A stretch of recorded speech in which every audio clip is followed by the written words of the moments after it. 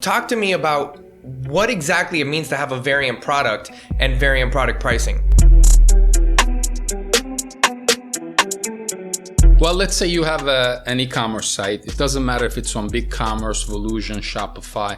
They almost all treat options of products the same way. So let's say I sell this jacket, right? Let's say I have 3 sizes, small, medium, and large. And let's just, for the sake of the argument, say the small one is $100, the medium is $120, and the larger one is $150. What happens is, in the structure of these e-commerce platforms, you have only one page for that product, right? So as I select the options, what needs to happen is the price needs to dynamically change, and your URL needs to reflect that dynamically changed price. Because if that's not the setup, when you submit your product feed to Google is going to look at your product page and say this product is $100. However, when I go to your site, I see 2 other pricing, and it's going to automatically reject your data feed.